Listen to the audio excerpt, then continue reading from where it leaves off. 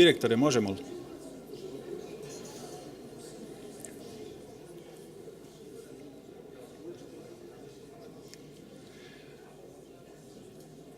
Dragi profesori, ekscelencije,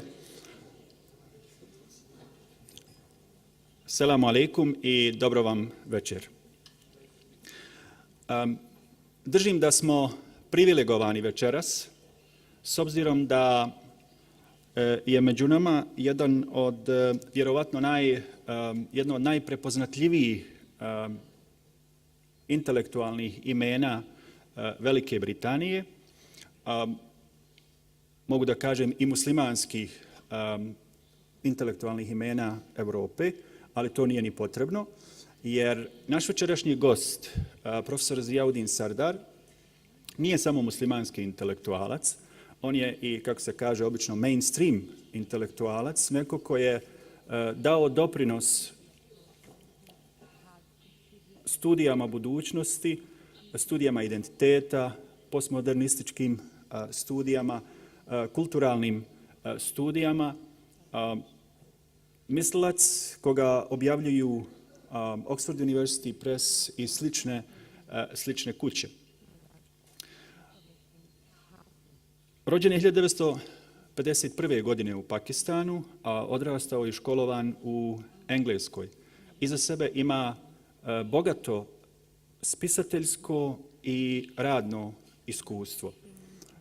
Objavio je kao autor ili koautor, urednik, preko 30 knjiga na različite teme, od toga kako čitati Kur'an i o gradu Meki, biografiju grada Meke, do studija budućnosti, do uvoda u postnormalna vremena. Ima više dokumentarnih filmova urađenih i emitiranih na BBC-u, na Channelu 4, na TV Tiga i svakako na stotine članaka u akademskim i stručnim časopisima, ali i u Guardianu, Independentu, New Statementu i tako dalje.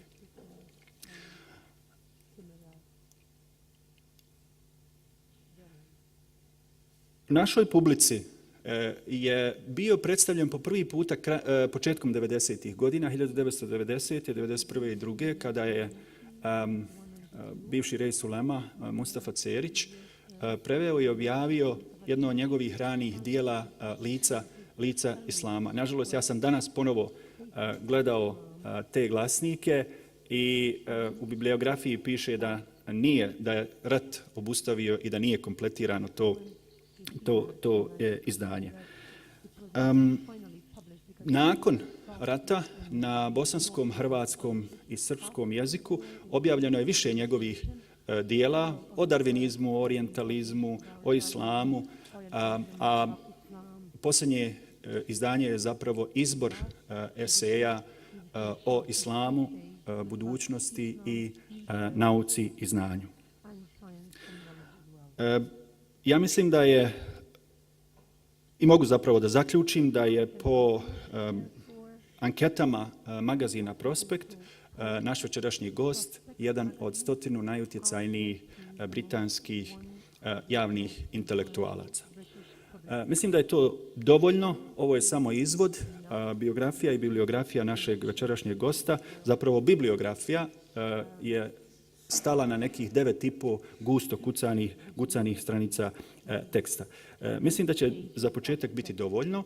On će nama večeras govoriti na temu budućnost islama u Evropi.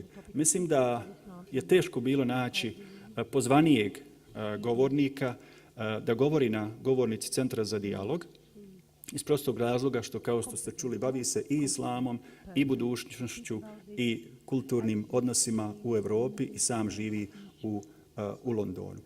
Ja pozivam profesora Sardara da nam se obrati.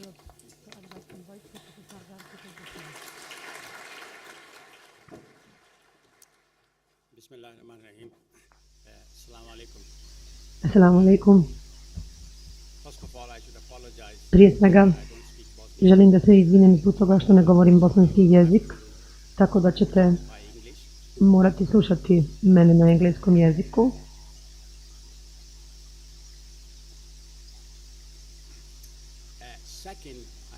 Drugo, moram reći da mi je izuzetno drago, veliko mi je zadovoljstvo biti ovdje, ne samo u Bosni, nego u ovoj prelijepoj velikoj dvorani. Govorio sam na brojnim mjestima, skoro u svakoj muslimanskoj zemlji, u raznoraznim dvoranama, u dvoranama bez krova, dvoranama bez stolica, dvoranama koje su bile veoma luksuzne, ali nikada nisam govorio u dvorani koja ima ovako udobne fotelje. Ja se zaista nadam da ste svi lijepo i ugodno smješteni.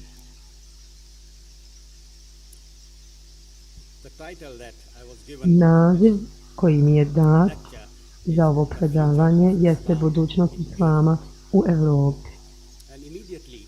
I odmah sam ove tri riječi budućnost, islam i Evropa i vidim probleme. Sva tri termina su problematična za mene i pretpostavljam, ako i vi promislite o njima, i za vas će biti problematični. Dozvolite mi da prođemo onda prije svega kroz ove termine prije nego što krenemo dalje da razmatramo potencijalne buduće horizonte. Evo uzmimo ovaj termin budućnost. Planiram ići sutra u Crnu Goru i onda iz Crne Gore planiram da se vratim u London. To je moja direktna budućnost koju sam za sebe planiram, ali brojne su stvari koje se mogu desiti u međuvremenu koje će možda poremetiti moju planiranu budućnost. Dobar primjer toga jeste, recimo prije 5-6 godina bio sam u Bukureštu na jednoj konferenciji koju sam i sam organizirao i nisam mogao dočekati da konferencija završi kako bi se vratio kući. I kad je konferencija završila, tako sam osjetio olakšanje. Sutra idem kući, letim nazad. I onda kad sam otišao da se čekiram na internetu, provjerio sam vrijeme i vidio sam da je na Islandu bila erupcija vulkana. Gledajte, ja zaista nisam imao nikakve veze s tim, mislim vulkan je imao erupciju, to je to, ali to je u potpunosti uništilo moje planove za budućnost, uništilo u potpunosti moju budućnost, tako da umjesto da odem u London, odletim sutra, isti dan, odletim i sletim, morao sam čekati u Bukureštu 2-3 dana, nadajući da će biti neki letova, jer su svi aerodromi bili zatvoreni, obzirom da je bila je ta vulkanska prašina prisutna svugdje u zraku. Onda sam nakon nekoliko dana uzeo avion, pa sam letio 9 sati, tek sam sletio u Beč, pa sam onda iz Beča morao da uzmem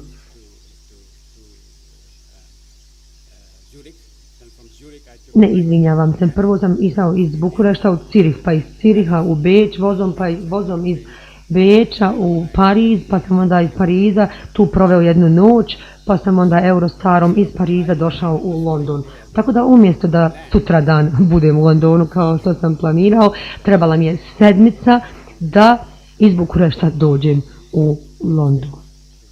I zaista svi su bili zabrinuti, moja porodica bila zabrinuta kada ću doći kući, stalno su me zvali i zaista mi je dugo trebalo. Dakle, hoću da kažem, možemo planirati budućnost, ali brojne su stvari koje se de facto mogu desiti, koje mogu promijeniti te naše planove u budućnosti. Prva stvar koju trebamo imati na umu stoga jeste da postoji određena nesigurnost u vezi sa budućnosti.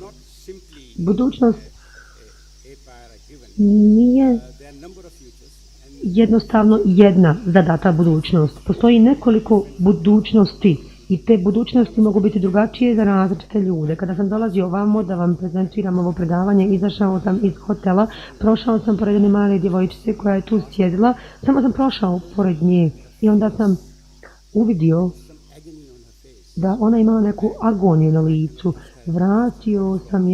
Vratio sam se, pitao sam šta je, ona je počela da plače. Naravno, ona ne govori engleski, ja nisam razumio šta mi je govorila, ali očito je bila u nekoj agoniji, očito je patila. Šta je njena budućnost? Kakva je njena budućnost? Da li ona ista kao moja? Postoji mnogo ljudi ovdje koji sjede ovdje večeras, mladih ljudi. Moja budućnost je sigurno još sljedeći nekih 20 godina. Čak i ako budem živio više od 20 godina, vjerovatno ću na kraju imati demenciju, tako da to više neće ni biti važno nakon 20 godina. Ali ljudi koji su ovdje, neki imaju 30, neki 40, neki 50 godina, tako da njihova budućnost drugačija od moje, ako ništa u nekom vremenskom rasponu.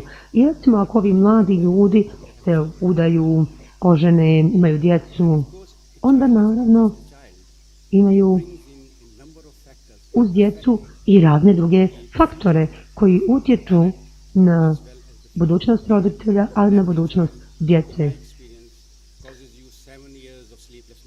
Svako dijete prema mom iskustvu sama one vrijednosti za koje se kao i sama zalagala. To je jedno zanimljivo pitanje o kome možemo razgovarati. Dakle, dolazimo s toga do trećeg termina ideju islama. Kada govorimo o budućnostima islama u Evropama, o čemu u stvari govorimo? Šta je to onda islam?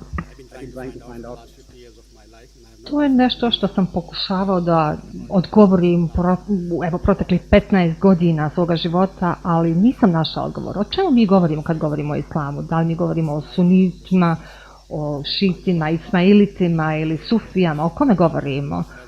Šejku Kardaviju ili koji kaže da bi džihad trebao biti objavljen prema šijama, prema šitima? Ili mi govorimo o Saudijskoj Arabiji i o tome šta ona radi. O čemu govorimo kad govorimo o islamu? O kojem islamu govorimo? Gdje to taj islam postoji? Znači, puno je i islama, govorimo o pluralu. Znači, prva stvar koju trebamo promijeniti naslov. Umjesto da kažemo budućnost islama u Evropi, to bi trebalo da glasi budućnosti islama u Evropama. Jer ovdje možemo govoriti o različitim percepcijama. To je moja prva poruka. Mi živimo u svijetu koji je pluralističan, plural, množina. Tako da on je jako, jako raznolik. I mi moramo da spoznamo i da prigrlimo tu raznolikost, tu pluralnost i da shvatimo svaku od tih različitih vidova tog pluralizma. I kad govorimo o budućnosti ili budućnostima, da budem precizniji, to nije nešto što dolazi nijotkud. Ja sam govorio o ljudima koji se, vjenčavaju. Odluka da dobijete dijete, to je odluka koja se donosi sada. I ta odluka će uticati na vaš život u narednih 20 godina. U stvari, uticat će na čitav vaš život nakon toga. Budućnost je zapravo funkcija onoga o čemu odlučimo sada, u sadašnjosti. Ali sadašnjost sama po sebi, ona je proizvod onoga što se desilo u prošlosti. Zašto je Bosna u ovom stanju u kojem jeste? Zato što je iskusila, prošla kroz određenu historiju u proteklih 10 ili 20 godina. Zašto se druge zemlje razvijaju? Zato što su prošle kroz proces kolonizacije. I upravo zbog toga njihova budućnost, ona je funkcija onoga što oni kroz što prolaze sada i onoga kroz što su prošli u svojoj historiji. Tako da kad govorimo o budućnosti islama u Evropi, mi moramo uzeti u obzir kako historiju islama u Evropi, kao i sadašnjost islama, odnosno islama u Evropama.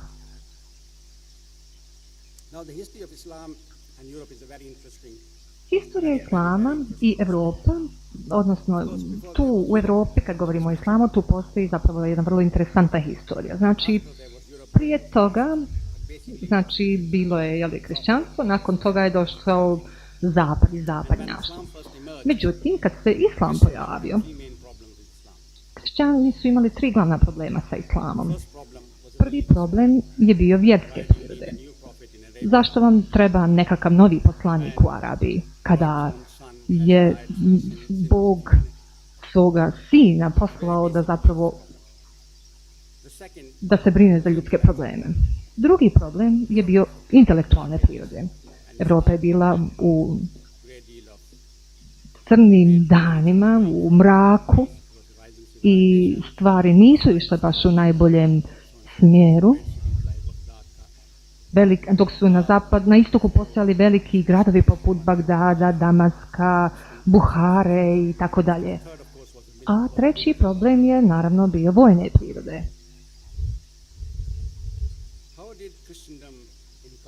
Kako su onda kršćani, kako su se pozabavili ovim problemima? Kako je to kraljevina kršćana utjecala na ono što jeste bila nekakva budućnost i kako ona može utjecati na ono što je budućnost koja je pred nama?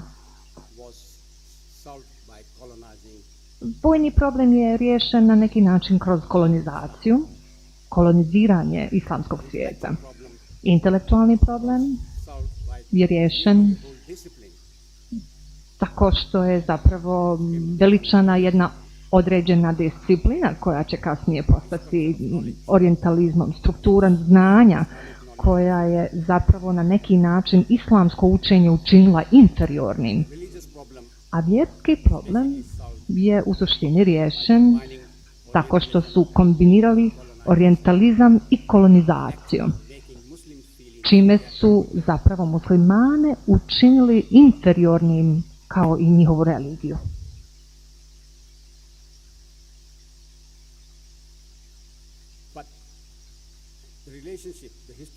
Međutim, historija veze između islama i zapada, to nije samo historija veze koja se veže za orijentalizam i osvajanja. Tu postoji još jedna druga dimenzija, a ta dimenzija je dimenzija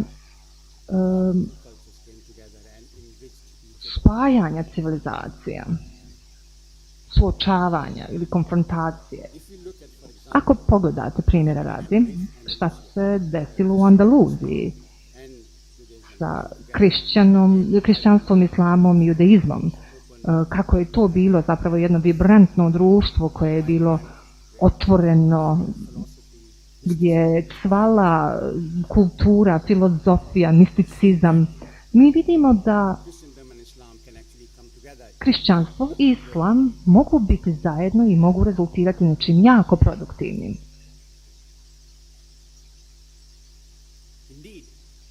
Što više, kao što sam ranije kazao, kada biste pitali Evropljana, a naročito Francuza, a u zadnje vrijeme i Britance, doduše i Njemce, kada pitate šta je to toliko jedinstveno kada govorimo o Evropi, prva stvar koju će svako kazati je prosvjetljenje. Međutim, prosvjetljenje ima malo veze sa Evropom. Prosvjetljenje je zapravo bio dar islama Evropi. Da nije bio Ibn Sine, Ibn Arabija, Ibn Ružda, velikih mislilaca islama, ne bi bilo prosvjetljenja. U Andaluziji, u tom vibrantnom društvu koje je bilo stjecište, odnosno centar velikana, tu se desio Ibn Ružd i njegov prijatelj Ibn Tufel, koji je također bio filozof. On je napisao jednu prekrasnu priču koja se zove Život Hajja,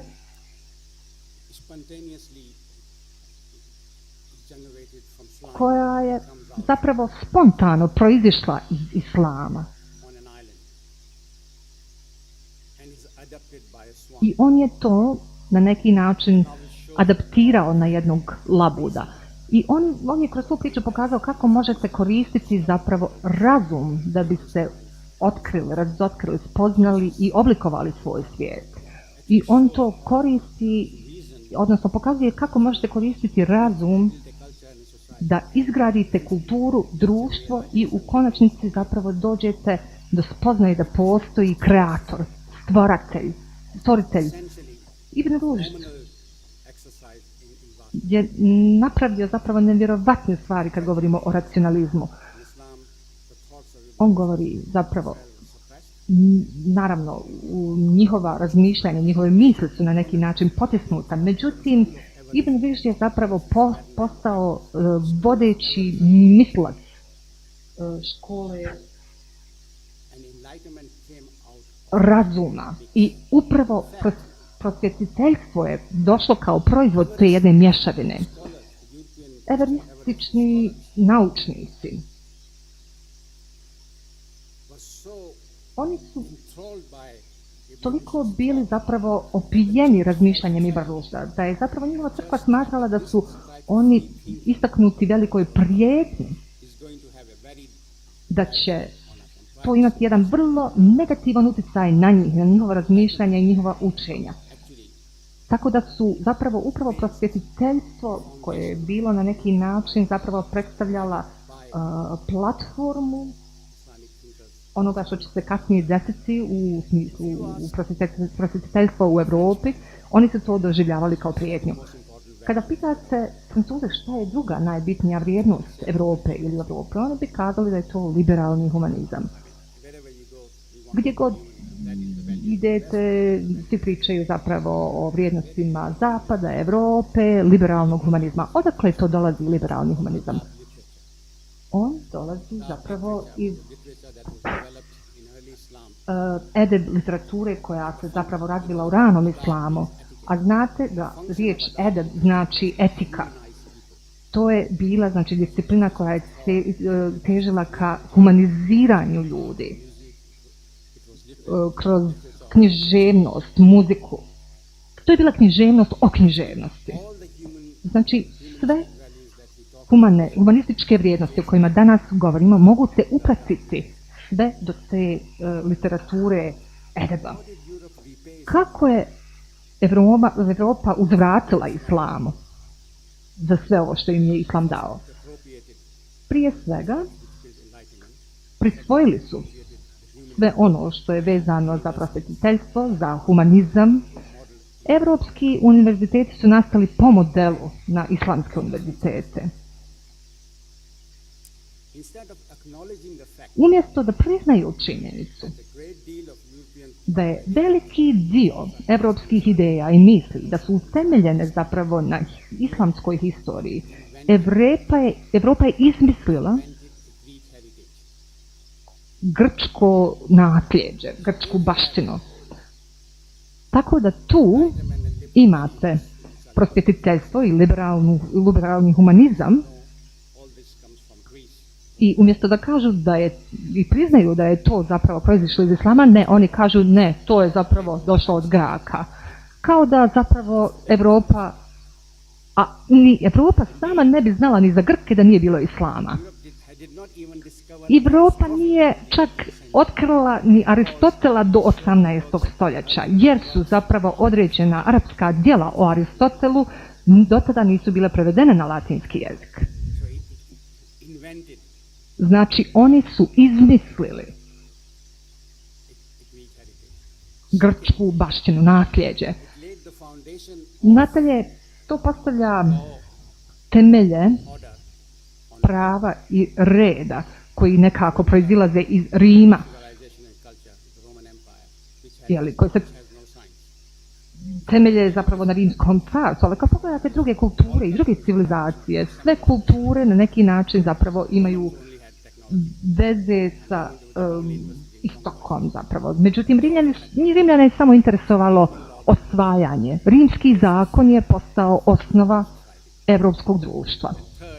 I treće, Evropa je učinila islamsku historiju nevidljivom, potrala je.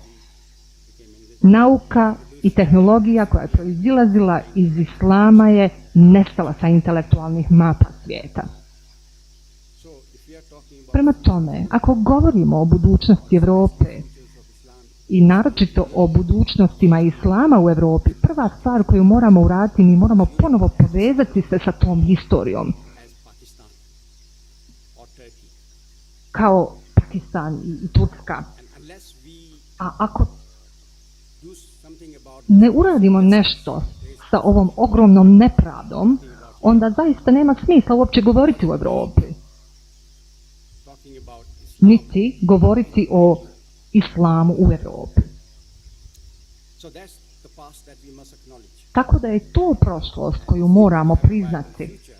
Ako želimo da imamo održivu budućnost, mi moramo da se pozabavimo prošlošću i moramo da se pozabavimo nekim nepravdama iz prošlosti. Ne možemo ispraviti sve, ali ono što možemo uraditi, barem se možemo time pozabaviti, moramo to osvijestiti kod ljudi. I naravno, tu je i sadašnjost, jer naravno, evropska sadašnjost, barem za mene, je nešto što je zaista zastrašujuće. Prije nekih 10 godina, kada sam radio kao kolumnista za New Statesman, oni su imali jednu vrlo interesantnu ideju. Jednog dana me je zapravo urednik nazvao i pitao možeš li imati narednu sedmicu slobodnu? Ja sam pitao, pa dobro, sve zavisi koliko me plaćaš, ako mi nudiš nešto, nije problem, bit će slobodan. I onda je kazao, ono što ćemo mi uraditi, mi ćemo te odvesti i ostaviti negdje usred Njemačke. Nećeš znati gdje ćemo te ostaviti i imat ćeš i fotografa sa sobom. I ti i fotograf, vi ćete putovati od jednog grada u Njemačkoj, za koji vam nećemo kazati koji je to grad, i odatle ići ćete prema Francuskoj, do Lila u Francuskoj. I gdje god budete išli, ići ćete autobusom, željeznicom i govorit ćete ljudima da ste muslimani. A onda morate nekako naglasiti činjenicu da ste muslimani, ne samo da im kažete tek tako. Ono što želimo od vas dvojice, da nam kažete kakve su reakcije ljudi na tu izjavu, odnosno na taj naglasak da ste vi muslimani. Ja sam napravio to putovanje, to je zapravo bila i naslovna priča za New Statement, neću vam kazati naslov, kazat ću vam nešto kasnije u stvari, ali hoću da vam kažem da je svaki moment, kada god sam zapravo to jasno i glasno naglasio da sam se suočio sa brutalnim rasizmom, taj rasizam se zapravo višestruko umnožio danas. Imamo jednu čitavu novu disciplinu islamofobije, čija je funkcija da uguši muslimane i islame, da prikažu muslimane kao tamnu stranu Evrope, baš kao što je to bio i orientalizam svojevremeno. No ono što je interesantno je da u ovom uzajamno povezanom globalnom svijetu, kad postavljamo pitanje gdje je to Evropa i kada kažemo da je zapravo Evropa jedan konceptualna kategorija, u tom globaliziranom, povezanom svijetu Evropa je svugdje i nigdje. Ima više Evrope u Bombaju nego u Bradfordu. I želim da porazmislite o ovome. Provjerite malo gdje je Bradford. Više ima Evrope u Kuala Lumpuru nego u predgrađima Pariza. To je vrlo zanimljivo. Potrebno je ovo pratiti. Kad su Francuzi otišli u Maroko, otkrili su tamo gradove poput Feza ili Marakeša. To su apsolutno prelijepi gradovi. Gradovi koji su građeni sa razumijevanjem, snjegom, sa planom na rijekama, sa recimo sviješću o važnosti vode, organiziranju kanalizacije, prelijepi gradovi. I to naravno nisu bili evropski gradovi, to su bili islamski gradovi, oni su morali po definiciji postati inferiorni. Šta su onda uradili Francuzi? Izgradili novi fez izvan feza koji je postojao i rekli su ovo je sad evropski fez koji je superiorniji u odnosu na staru Medinu, stari grad koji je tu postojao.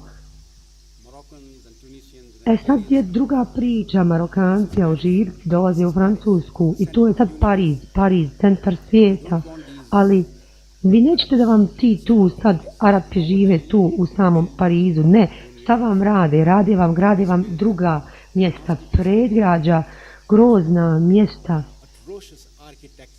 užasna arhitektura, najgore moguće arhitekte su našli koji će to napraviti, tako da ti ljudi žive izvan tog centra, pa da je centar superiorniji, a da periferija bude inferiornija. Ranije je centar feza bio inferioran, ali je periferija koju su Francuzi izgradili trebala biti superiornija, a ovo je sad nešto obrnuto. Znate, ovaj mentalni sklop ne nestaje preko noći. Možda neko misli to je nekad davno bilo u istoriji. Nije, to i danas postoji i ima ozbiljan utjecaj na budućnost. I ako želimo održivu budućnost, moramo napasti takav mentalni sklop, takav mentalni okvir. Ne samo ukazati na njega, već obesmisliti takav pristup koji uključuje ovakve fašističke pristupe. Recimo i u Evropi, i u Francuskoj, u Britaniji, u Skandinaviji. Skandinavija bi trebala biti neki najbolji dio Evrope. Mi smo gledali, kad sam ja odrastao, prema Švedskoj, kako je to divno, jednakopravno društvo, društvo socijalne pravde, Danska i tako dalje. Ali sad kad odete u Dansku vidite mnogo fašizma na ulicama, ljudi koji podvikuju da će islam preuzeti cijeli svijet. Tako da i historija ili prošlost i sadašnjost Evrope jesu problematične. Pa šta onda možemo reći o budućnostima islama u Evropi? Dozvolite mi da vam dam 4 različita scenarija za koja vjerujem da su mogući. Priča koju sam napisao za New Statesman, kada sam vam rekao da sam putovao iz njemačkog grada do Lilla u Francuskoj, glavna rečenica je bila, i možete to pronaći, bila je novi holokaust. Nisam ja to smislio, neki drugi ljudi su to smislili, da su muslimani novi jevreji Evrope.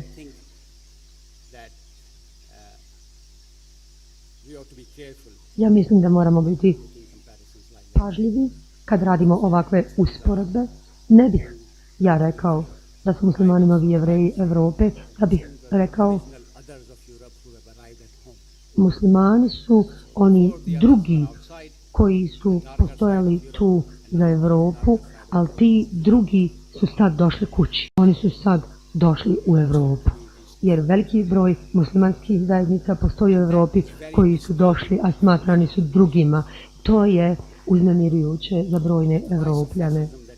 I rast fašizma koji vidimo u Evropi, rast desnice, ekstremizma, anti-islamske retorike, fobije koju vidimo, naravno dio toga jeste proizvod onoga što muslimani rade poput takozvane islamske države, džihadista, svih tih gluposti i tako dalje, ali velika količina toga dolazi od samog unutar evropskog osjećanja, tog straha koji Evropa ima prema drugom. Muslimani su drugi s kojim se Evropa nije mogla pomiriti u historiji, ne može ni danas da se pomiri. I to predstavlja veoma tamni scenarij. Želim naglasiti, to je samo jedna moguća budućnost. Rekao sam, nema samo jedna budućnost, ta budućnost. Imamo nekoliko alternativnih budućnosti. Ovo je prvi scenario, moguća budućnost, ali rekao bi da najočekivanija jeste sve ostaje po starom. Najzanimljivija stvar u promjenama jeste da što se stvari više mijenjaju, to više ostaju iste. Tako da možemo imati mnogo promjena, ali mentalni sklop ostaje isti, problem s islamom ostaje isti, a mi idemo iz krize u krizu, ćemo ići iz krize u krizu. Malo neki napadak ovdje, pa opet neki fašisti s druge strane dođu pa nešto urade, pa onda opet neko nešto uradi, pa opet pričamo o multikulturalizmu, a onda neko napadne multikulturalizam i tako dalje. Idemo polako, idemo u ovom nekom izgubljenom prostoru, svi zajedno naprijed. Sistemi imaju sposobnost da preživljavaju od krize do krize i napreduju dalje dok se ne desi nešto što u potpunosti uništi sistem. Ali najveća mogućnost jeste da ćemo sve nastaviti imati kao što sad imamo, stvari idu kako su do sad išle, stvari se mijenjaju, ali ne fundamentalno, dakle mentalni sklop se ne mijenja. third potential future Treća moguća budućnost, mnogo ljudi o njoj govori i razmišlja o njoj, a to je takozvana, recimo, integrirana Evropa, u kojoj su muslimani integrirani kao jedan integralni dio Evrope. now here Ovdje je važno razumjeti odnose moći. Muslimani su se integrirali u Evropu. Moć je i dalje na istom mjestu gdje se nalazi. Muslimani su ti koji imaju inicijativu, koji se trude i integriraju unutar Evrope. To je mnogo bolji scenario od asimilacije, od onoga što Francuzi žele. Francuzi žele da se muslimani asimiliraju. Drugim riječima, da napuste svoj identitet, ako je to moguće, svoju vjeru i postanu u potpunosti Francuzi, ali nikada ne mogu biti potpuno Francuzi zbog toga što su Arapi i što im francuski baš nije najbolji, govore sa naglaskom, naravno u principu nisu baš oni koji 100% podržavaju evropske vrijednosti, uvijek imamo taj problem sa slobodom izražavanja i tako dalje. option for certain European countries. To je jedna opcija.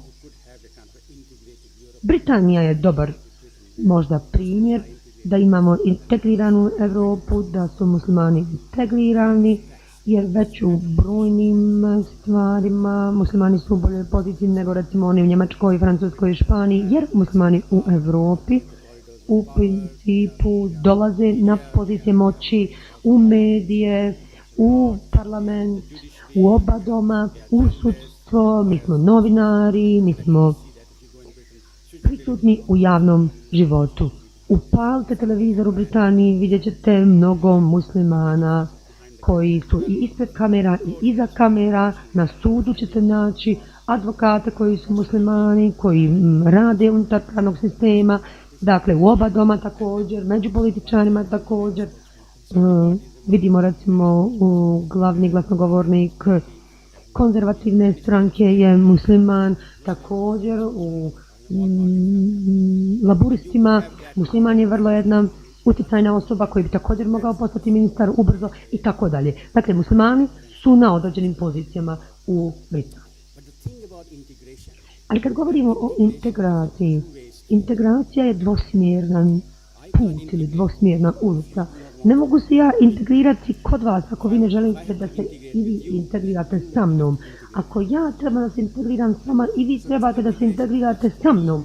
Dakle, integracija mora biti takva da se muslimani integriraju u Evropi, ali i Evropa se integrira sa muslimanima, odnosno sa islamom. To bi bila stvar, prava integracija, jer to nije jednosmjerni put ili jednosmjerna ulica. Ta integracija, šta bi ona značila? Šta Evropa, na primjer, mora uraditi da bi se integrirala s islamom? Možemo navesti šta muslimani trebaju da urade u redu, ali šta Evropa treba da uradi da bi se integrirala s islamom? To je vrlo interesantno pitanje. Jedna od prvih stvari koju Evropa treba da uradi jeste da prizna svoju historiju. Prizna historiju islama, prizna činjenicu da je Evropa jednako onoliko islamska koliko nije. Jednako onoliko islamska koliko je evropska. To priznanje mora imati određene praktične implikacije. Mora biti recimo u nastavnom planu i programu za srednju školu. Mora poznati da ove vrijednosti na koje se poziva nisu jedinstvene i samo evropske, već su jednako važne i u islamu. I koliko vidimo kad govorimo o historiji, to su vrijednosti koje su proizvedene u klasičnom islamskom periodu ili islamskom periodu klasične misli. Prihvatanjem, priznavanjem takve historije, strah koji Evropa ima od drugoga će, mislim, nestati, jer sav taj orijentalizam, to grčko nasljeđe, to su izmišljene, fabricirane stvari. I kad se to razori i prava historija se uvidi, to će promijeniti percepciju samih Evropljana, ne samo intelektualaca, već i običnog svijeta.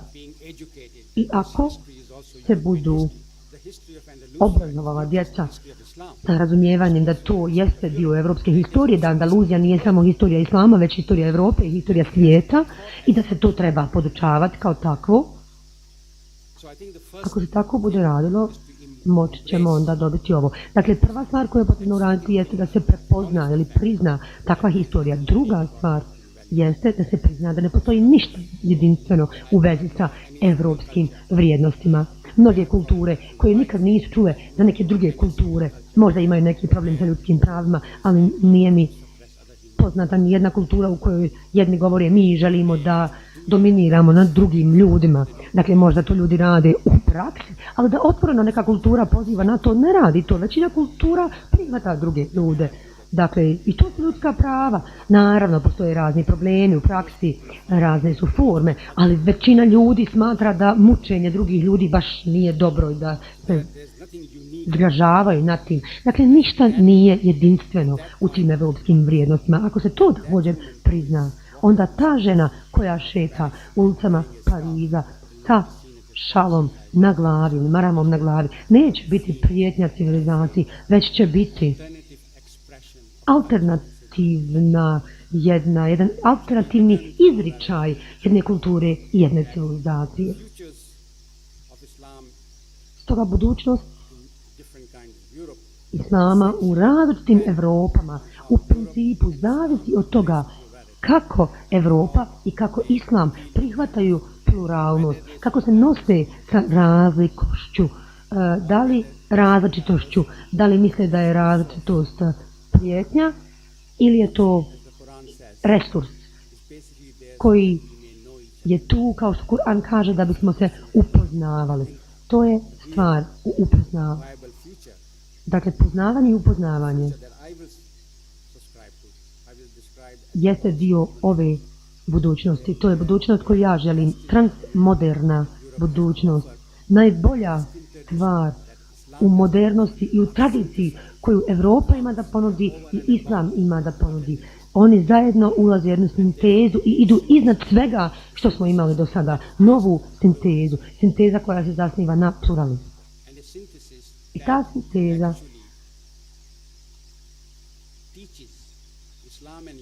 uči i islam i Evropu. Uči jednu glavnu lekciju koju do sad nijedni ni drugi nisu naučili.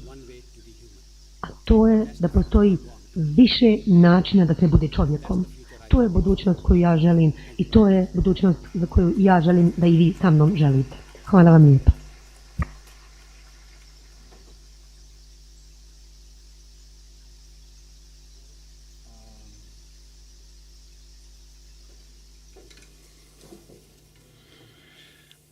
Kad hoćete da pozovete javnog intelektualca iz Engleske ili Francuske, da znate da morate biti pomalo avanturist.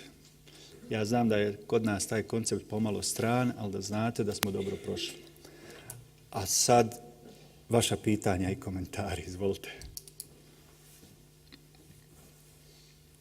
Ima li pitanja? Možemo postaviti pitanja na dva načina. Imate papir ko ne želi da ustaje i tako dalje. Imate papir, mogu ga pokupiti ovdje naši asistenti. Ili možete postaviti lično, samo ćemo morati imati mikrofon zbog prevodilaca. Jel ima mikrofon? Mirne se Evo, donijet će mikrofon, evo lakše.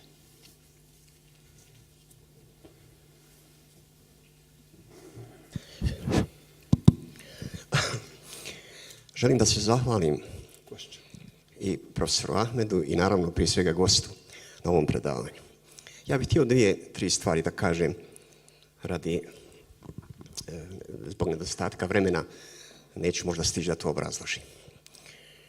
Dakle, mi smo ovdje vidjeli jedan pluralistički pristup i naravno kroz ovaj pluralizam izbila je jedna zajednička dimenzija unutra, jedna konstanta. A ta konstanta koja izbija iz ovog pluralizma, ona nimalo nije obećavajuća, ako tako mogu da kažem. A drugo što bih htio, čini mi se da ovdje imamo jednu neujednačenu terminologiju. imamo pojam Evrope i islama. Ako bi trebali da govorimo o ujednačenoj terminologiji, onda bi bila Evropa, Azija, Afrika, islam, kršćanstvo, jevrejstvo, hinduizam. Dakle, s druge strane imamo pojam nacije, s jedne strane i s druge strane pojam islama i pojam religije.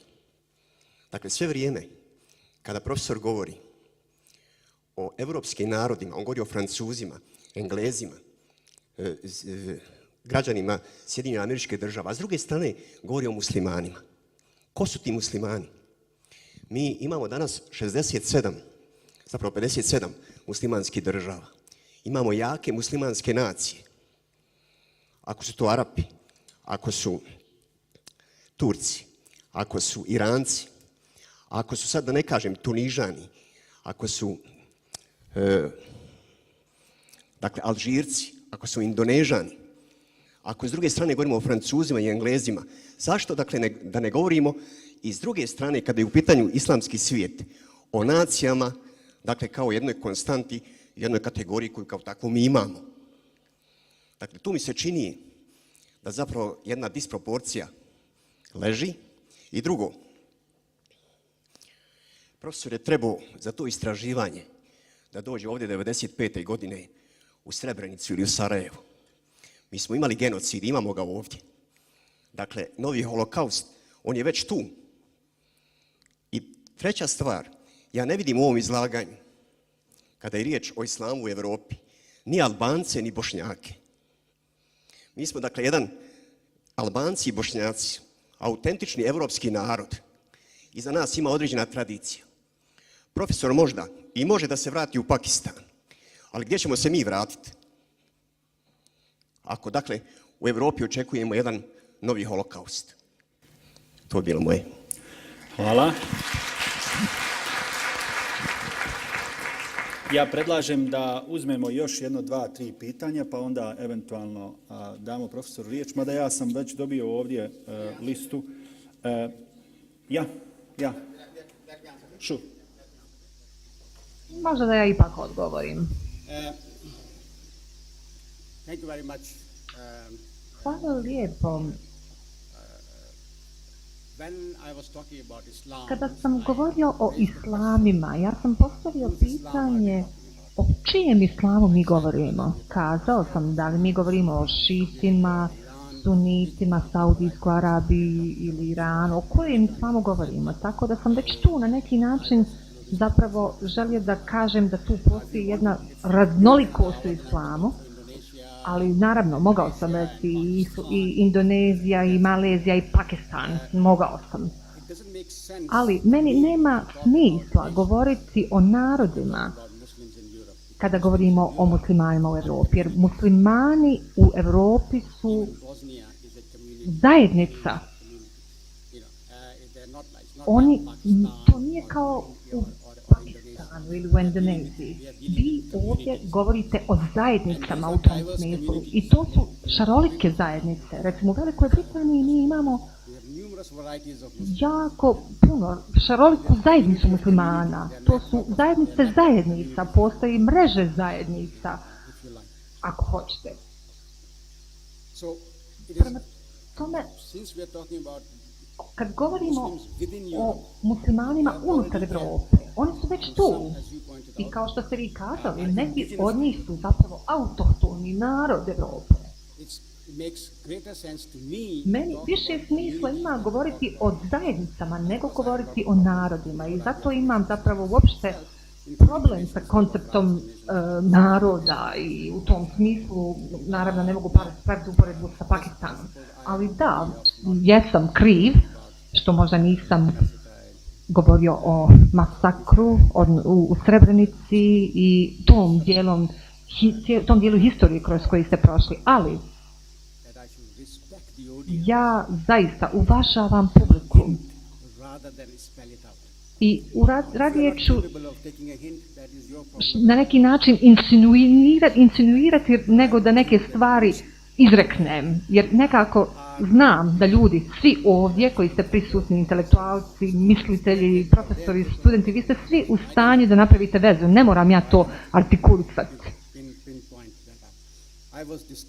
Malo me je, da kažem, omela ona mlada djevojčica o kojoj sam govorio, jer rekao sam vam da sam sreo tu djevojčicu koja mi se činila zapravo jako uznemirena. Jasno mi je bilo da je nešto uznemirilo i nekako mene je bilo stid mene zato što nisam bio u stanju da joj pomognem. Tako da možete zamisliti kako sam se osjećao kad sam gledao na televiziji šta se dešavalo ovdje. Moj brat je zapravo vozio kamione lijekova ovdje, 3 puta je dolazio, 2 puta je bio uhapšen. Čak i moja kćerka, koja je tih dana, odnosno tih godina, bilo je 20 godina, ja mislim, ona je zapravo išla i prikupljala sredstva kao pomoć. Mi smo osjećali grozan bol i sram, prije svega zato što je ovo Evropa i ovo se dešava u Evropi. I bez obzira što smo mi, evropski muslimani, mi se osjećamo posramljenim zato što mi kao muslimani nismo mogli da pomognemo drugim muslimanima u Evropi. Tako da nema potrebe da mi govorite, odnosno nema potrebe da ja vama sadržim predavanje na temu onoga što se desilo ovdje i u Srebrenici. No, nije samo sad stvar Bosanaca i Albanaca. I ja sam, da kažem, autohtoni musliman u Britaniji. Moje djeca su rođene u Velikoj Britaniji. Svi oni ljudi koji žive u predgrađima Pariza, Liona, oni tu žive neki 50 godina, njihova djeca su rođena u Francuskoj, oni su autohtoni, izvorni ljudi. Nemate tu posebnu kategoriju da ste vi jedini autohtoni narod u Evropi, muslimani u Evropi. Mi moramo imati, da kažemo, osjećaj da ovdje govorimo o zajednicama, jer mi smo zajednice unutar zajednice i mi smo manjinske zajednice u tom smislu. U mnogim mjestima smo manjina i te manjinske zajednice imaju posebne karakteristike, posebne kvalitete, ali isto tako i rizike sa kojima se suočavaju. Prema tome, za nas je jako bitno da shvatimo koji su to rizici i kako se ti rizici mogu u buduće povećavati. Čitav ovaj scenario novog holokausta, kao što sam rekao, to je jedna od mogućih budućnosti i to je, ako se desi da dođe do povećanja tih rizika, to je vrlo izvjesno. Ali ono o čemu ja ovdje govorim i šta zagovaram, da bi mi trebali zajedno raditi, a ne kreirati neke druge, ne muslimane u Evropi, nego umjesto toga da idemo korak naprijed kako bismo se integrirali zajedno i kreirali jednu novu sintezu koja je transmoderna, drugačija, koja nije ukorijenjena u onom konceptu islamskog drugog. I ja se nadam da ste to shvatili. Ako niste, ja ću, bit će mi zadovoljstvo, podijelim možda samo neke moje radove koji će vam to možda malo bolje pojasniti.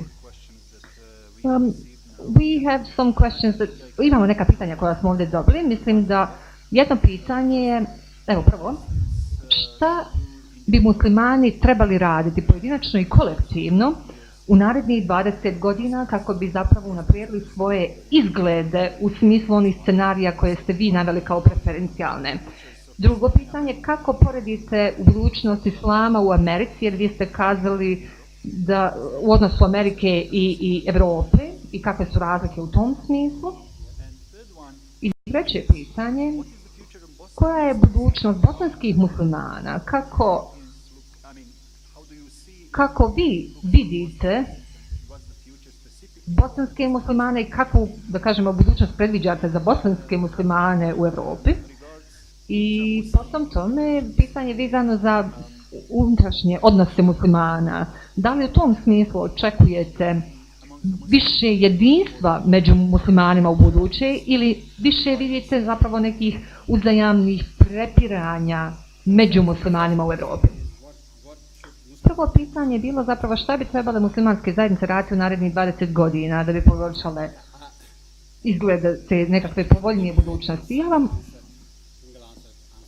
mikrofon, molim vas, zamolite govornika da upali mikrofon. Prije svega moramo početi cijeniti pluralizam i raznolikost na različitim mjestima.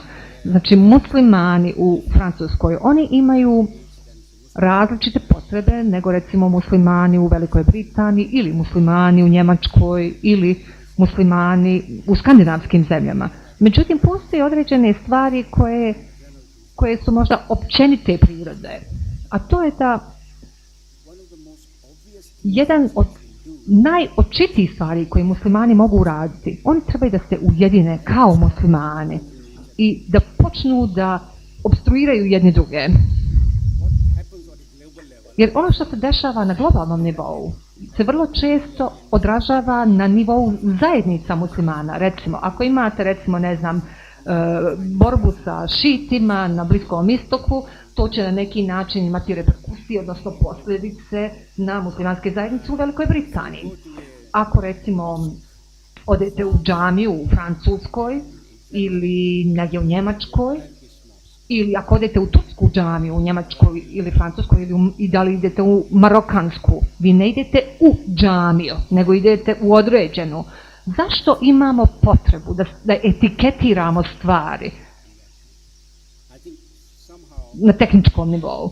Znači, na neki način moramo naučiti da živimo zajedno kao muslimani, da ne demoniziramo jedne druge, da ne postavljamo pitanje našega kaida i imana, da mjerimo jedne druge u smislu naše pobožnosti, jesmo li dobri muslimani ili nismo dobri muslimani.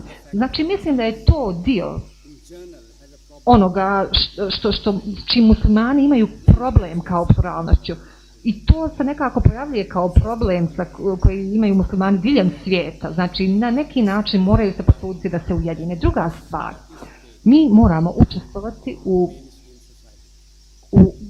mainstream društvima. Ako ste umjetnik, vi niste muslimanski artist, vi ste samo umjetnik. I samo to po sebi je dovoljno. Ako ste filmadžija, vi niste muslimanski filmadžija, vi ste režiser. I to je to. Budite najbolji u svijetu. Ako ste intelektualac u Velikoj Britaniji, mene često zapravo nazivaju muslimanskim intelektualcima. Međutim, ja sam javni intelektualac. Nema potrebe da mi dodjeljujete nove atribute. Ali najčešće, zapravo ne želim da se upuštam u bilo kakve debate, zato najčešće sebe predstavljam kao javnog intelektualca. No, desilo se i to da sam između ostalog i musliman, da se bavim i politikom u Velikoj Britaniji, koliko i politikom na Bliskom istoku. Govorio sam o potencijalnim i budućnostima. Mogu također da pogledam i na, recimo, historiju orijentalizma. Moj islam pripada meni i sve ono što ja radim ili kažem je, ja nemam, to je sve moje i ja nemam potrebe da to etiketiram kao još nešto dodatno.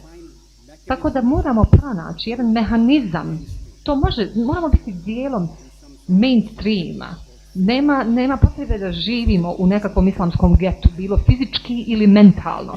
Tako da u tom smislu, ako to uspijemo uraditi, napravit ćemo veliki napredak. Što se tiče pitanja vezano za budućnost islamskih, odnosno muslimanskih zajednica u Americi i Velikoj Britaniji, odnosno Evropi, što se mene tiče, ja mislim da je Amerika jedan poseban slučaj. Od sve islamofobije koje vidite danas u svijetu, najgore vrste upravo dolaze iz Amerike. Čak su gore nego fašizam, odnosno vidovi fašizma koji danas možete vidjeti u Francuskoj ili nekim skandinavskim zemljama. Muslimani u Americi nisu proporcionalno, odnosno mali su u odnosu na, recimo, Veliku Britaniju, gdje nas ima oko 3 miliona, gdje činimo neki 3-4% ukupne populacije, ali evo, ja, kao što sam ranije rekao, mi smo jako involvirani, učestvujemo u mainstream društvu, čak i u Francuskoj, u zajednicama Magreba, odnosno marokanskim zajednicama, mi imamo zapravo dosta ljudi koji na neki način učestvuju u samom društvu. Međutim, u američkim društvima ljudi se mnogo više moraju truditi da budu dijelom mainstream društva. I to je nešto s čim će se zapravo morati mnogo više nositi u narednim godinama, jer se sad suočavaju sa sve većom islamofobijom nego muslimani u Evropi. Što se tiče budućnosti bosanskih muslimana, je li to bilo jedno pitanje? Aha, pitanje je bilo kako Evropa vidi bosanske muslimane. Mogu vam dati jedan vrlo iskren odgovor. Evropa ne vidi Bosnu. Nemojte me krivo shvatiti, ali Evropa vidi samo muslimane. Onda kad su oni napadnuti, odnosno kad ima nekakav zemljotres, kad je glad ili kad je, ne znam, poplava, neka prirodna katastrofa, u suprotnom Evropa ne vidi Bosnu, odnosno ne vidi muslimane u tom smislu. I to jeste jedan izazov za Bosnu i Hercegovinu, jer je sad pitanje kako će se Bosna učiniti vidljivijom i prepoznatljivom u Evropi. Zašto je to tako? Kako to da je holokaust nekako konstantno se ponavlja i u Evropi, kao koncept se ide u Evropi, u Francuskoj, znači konstantno se obilježava taj događaj, odnosno, evo, to je priča koja je konstantno prisutna. Ali kada ste posljednji put čuli zapravo priču o obilježavanju slučajeva, odnosno masakra u Bosni i Hercegovini, u nekakvim, evo, francuskim novinama ili, ne znam, nekim drugom evropskom časopisu. Mene su pozvali jedne prilike da govorim, recimo, na jednom događaju prilikom obilježavanja godišnjice holokausta. To je, kao što rekoh, jedan izazov za Bosnu i Hercegovinu i to je nešto što će vam biti izazov u narednih 5 ili 10 godina. Morate se potruditi da se nametnete, da budete vidljiviji Evropi. I to morate uraditi uprkos svim preprekama na koje naiđete. I jedan jasna prepreka je upravo činjenica to da ste muslimani. To je definitivno prepreka. Ja sam postavio ovo pitanje, zašto Turska nije dijelom Evrope? Ja sam očekivao nekako da će mi neko iz publike dati odgovor. Turska nije dijelom Evrope zato što su muslimani.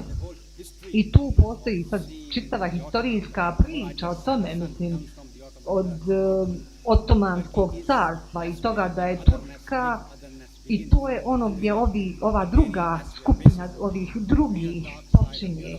I to je ona mračna strana Evrope koja počinje sa Otomanskim carstvom, sa Turskom.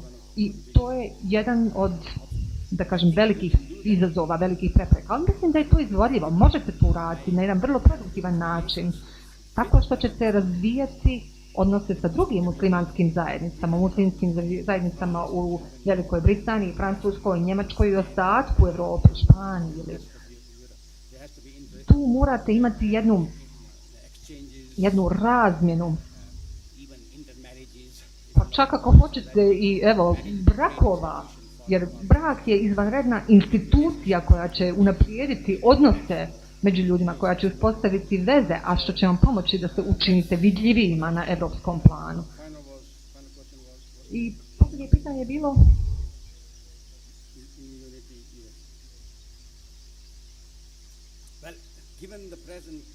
Sad, s obzirom na postojeću situaciju, mislim da je očigledan odgovor da će biti sve više jedinstva.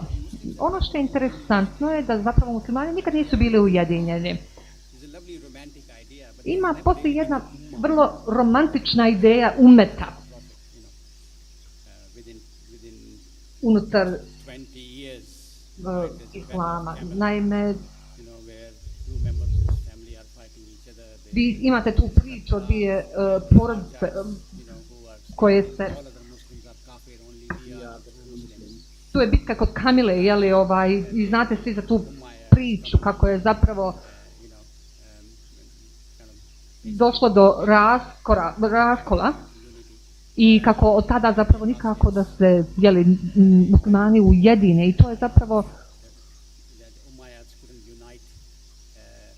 na neki način, kada je jedan od njih zapravo pobjegao u Andaluziju, on je zapravo tamo pokrenuo jedan novi val ideja, ali opet nekako ta ideja se zapravo proširuje na to da oni jednostavno nikad ne mogu da dođu na zelenu granu u smislu da se ujedine. Evo, u Španiji su se suočili sa drugim problemima sa španskim kraljicom Izabelom i slično. No istina je da meni se čini da tu postoji neka blokada u mentalnom skopu koja zapravo jednostavno spriječava muslimane da se ujedine. I nikad nisu bili ujedinjeni u historiji, a rješenje mora biti neka konceptualna promjena o samom konceptu islama, poimanju islama. I ta sama ideja te platonske istine o islamu, a to je jako teško prihvatiti. Meni je teško izreći tu ideju da je islam u monolitskom smislu istina, i ako i prihvatite da ima više vrsta islama, onda bi logika stvari nalagali da svaka ta vrsta islama ima svoju vlastitu istinu i da vi to prihvatate. Evo, jasno se to vidi kod šita i islama, da svako ima neku svoju poimanje istine u ranim zajednicama muslimana, dok kod šita nekako ta poimanje istine počiva na imamima. I to je uprkos činjenice da su oni svi muslimani, tu postoje vrlo fundamentalne razlike između te dvije kategorije. Tako da nekako tu moramo postići promjenu, a ta promjena mora doći od muslimana iz Evrope, jer samo muslimani u Evropi imaju iskustvo pluralizma u pravom smislu te riječi. I da samim tim samo muslimani u Evropi mogu razviti pluralističnu ideju islama. To je moje mišljenje. I mislim da tu vidimo svjetlo na kraju tunela. I ako se to desi, naravno promjena se vrlo često dolazi iz periferije. U većini slučajeva je to slučaj da dolazi sa periferija. U naravno modernom vremenu zapravo promjena dolazi upravo sa perifernih područja, sa Pakistana, iz Bosne i Hercegovine. To ne dolazi sa Bliskog istoka. Promjena će doći sa periferije, a periferija će transformirati centar. I to je zapravo jedan, da kažem, vrlo čest prirodni zakon da se te stvari tako dešavaju.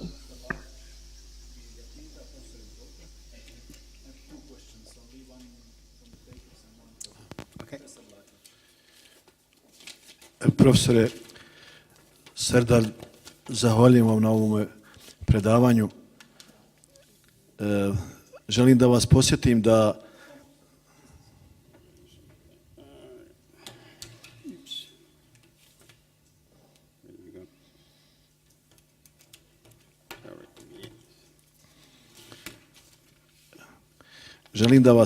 da vi govorite narodu koji, kao što je rekao jedan naš pjesnik, samo misli da je preživio genocid. Naime, nekoliko puta u našoj povijesti nama je zapriječeno nestankom. To je učinio njemački car Karlo V, to su učinili srpski i hrvatski fašisti 10 puta u našoj povijesti. Zato bih vas zamolio, ako možete, da nam napravite komparaciju između razloga, historijskih razloga zašto je uništen Endelus i da li ti historijski razlozi, da li oni postoje u slučaju Bosne? Jer slučaj Bosne i genocid, ovaj posljednji genocid nad nama je počeo tačno 500 godina nakon Endelusa. 1492. godine učinjen je genocid nad muslimanima Endelusa, 1992. godine počeo je genocid nad nama. Ali muslimani Endelusa su, koliko ja znam, nestajali 200 godina. Drugo, da li u Evropi, osim ovih neofašističkih političkih snaga, da li ipak postoje neke realne snage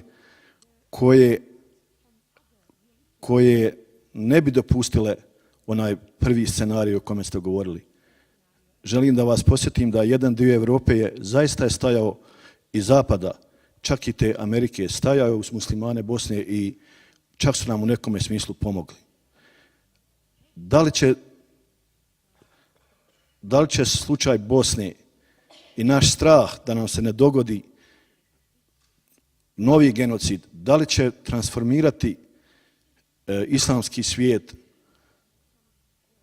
budući da je tokom agresije i genocida na Bosnu, taj svijet koji danas ratuje na Bliskom istoku, zapravo u slučaju Bosne bio ujedinjen.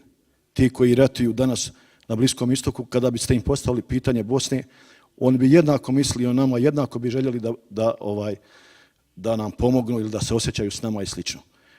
Moja su pitanja kompleksna, teška, ali vjerujte da i mi svi u duši nosimo i da je to najvažnije što nas zanima. Zahvaljujem. Okay. Other questions? Yes? One more, just Yeah.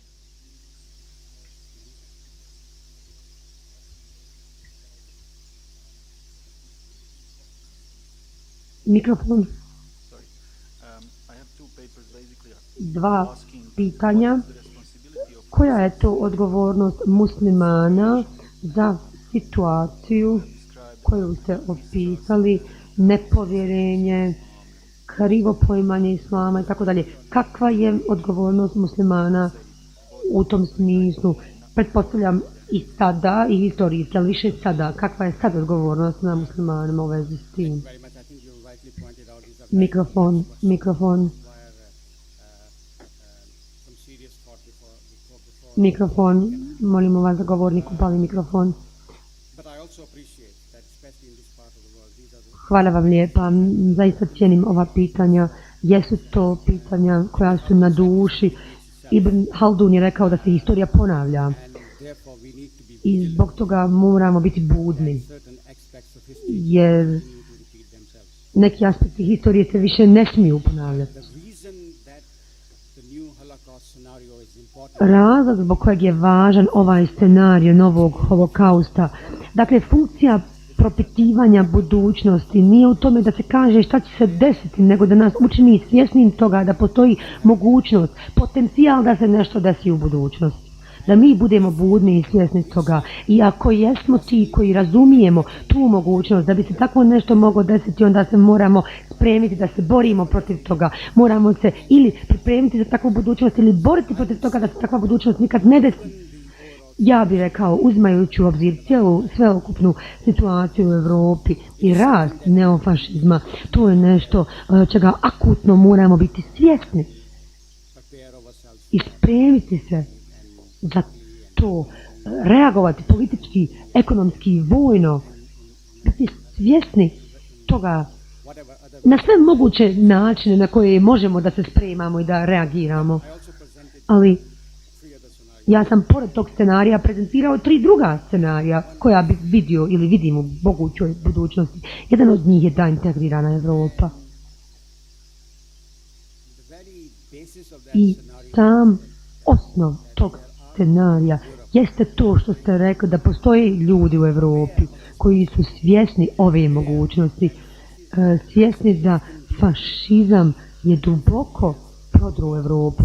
Mislim, prije 50 godina Španija je bila fašistička. 30-40 years before France, we had the Nazis. Prije 30 godina Francuska, imali smo naciste u Njemačkoj, nedavno dakle. It's not a history that is forgotten. Nije to sad neka zaboravljena historija, to je historija koju pamtimo. In a sense, I one of the points that I want to make, jedna od maybe it wasn't quite clear, but poenti koje želim postići Muslims need jeste da muslimani moraju gledati Evropu pluralno, kao što Evropa treba posmatrati muslimane pluralno. Šta to znači? Znači da mi moramo gledati na Evropljane kao jednu ljudsku zajednicu. U toj ljudskoj zajednici ima razno razni ljudi, razni mišljenja, od ekstremnih do onih koji su apsolutno liberalni, apsolutno otvoreni, koji su na drugom kraju i između njih razno razni drugi ljudi koji različito mišlje. Ti ljudi koji su svjesni evropske historije, are actually fighting for it, su ljudi koji se bore za ovo, su ljudi koji žele da osiguraju da se historija, kao što to Ibn Haldun kaže, ne ponovi. I mi moramo sarađivati s tim ljudima.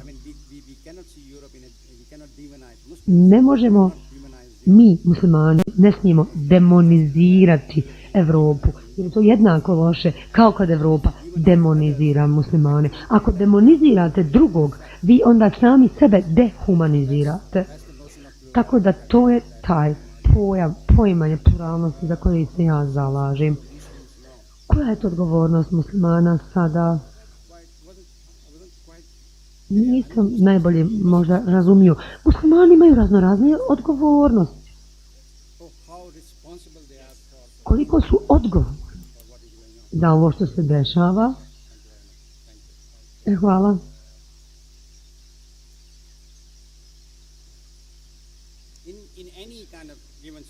U svakoj datoj situaciji, bilo kojoj, dakle, koja nije zdrava. Odgovornost leži na svim stranama, nije samo na jednoj strani. Naravno, postoji veća odgovornost na nekoj strani. Muslimani imaju veliku odgovornost za sliku koju su sami za sebe stvorili. Stvorili sliku sebe i islama. Ali, kao što stalno naglašavam, mi živimo u globaliziranom, uzajamno povezanom svijetu. Tako da ono što se dešava na ulicama Karačija ima utjecaj na muslimane u Francuskoj, u Britaniji. Čak ima utjecaj na percepciju, sliku muslimana je u Bosni. Pa, na primjer, da se nije desio 11. septembar ili bomba u Londonu 7.7. ili u Španiji ili Charlie Hebdo afera, da se nije desila, sigurno da bi percepcija muslimana bila drugačija. Ja sam odrastao u Britaniji, roditelji su mi 50. i 60. doselili se u Britaniju. Do 80-ih u Britaniji muslimani su bili uzorni građani, pouzdani, radni, posvećeni, najposvećenija zajednica od svih zajednica. Ako vidite recimo literaturu, ako posmatrate literaturu do 79. muslimani su bili najuzorniji građani. 79. imamo aferu Ruždi. Onda vidimo drugi odnos prema muslimanima, priču o slobodi izražavanja i tako dalje. Onda 11. septembar nam se desio i onda se percepcija nadalje promijenila. Onda 7.7. i tako dalje. Onda se pošlo postavljati pitanje jesu li muslimani uopće lojalni Britaniji, pa onda u Francuskoj, pa onda nakon španskih bombardiranja, odnosno bombe u Španiji i tako dalje. Naravno da muslimani jesu odgovorni. Možda same te konkretne zajednice nisu direktno odgovorne, ali njihova braća i sestre negdje drugdje su radili neke stvari koje imaju implikacije, odnosno utjecaj na percepciju ljudi o muslimanima. Također mislim da su muslimani odgovorni u smislu da su nekako nisu sposobni da se prezentuju zajedno na jednom zajedničkom frontu. Uvijek imamo dojam da su nešto oni u nekom konfliktu. Dakle, da imamo ujedinjene muslimane koji zajedno pregovaraju nešto s nekom vladom u zapadnoj Evropi. Uvijek oni međusobno nekako se ne mogu dogovoriti ko će od njih pregovarati s vladom i tako dalje. To je loša slika. Sve mane koje muslimani imaju. Muslimani, evo u Pakistanu, Iranu, Indoneziji. Sve te mane postoje u muslimanskim zajednicama u Britaniji, Španiji i Bosni. Jer te mane su zajedničke mane, ne jedinstvo, proglašavanje drugih nevjernicima, mjerenje tuđe vjere, strah od onih izvana i tako dalje. Ne želim da ulazim u sve te detalje. Sve te mane postoje u svim našim zajednicama. Ono što trebamo raditi, ja mislim, jeste započeti posmatrati više sebe na jedan kritički način. Ako želimo održivu budućnost, ako muslimanske zajednice ili islam želi za sebe jednu održivu, naprednu budućnost u Evropi, onda ta budućnost počinje tako što ćemo se sami sebe pogledati sami na sebe kritički i unutar tog kritičkog pristupa ili samo posmatranja uvidjet ćemo mnoge stvari koje će nam reći da ukoliko ih ne popravimo, mi nećemo biti napredne zajednice, nećemo imati održivu budućnost, ne samo u Evropi, nego bilo gdje drugo. Hvala vam. Thank you very much, profesor Sardar. Dame i gospodo, ja se izvinjavam, imao sam još jedno ovdje pitanje. Ja nisam siguran da sam razumio, pa onda nisam htio ni da pokušavam postaviti ga. Profesor je završio svoje izlaganje govoreći da ako ima budućnosti, ona se sastoji u kritičkom odnosu muslimana prema samima sebi.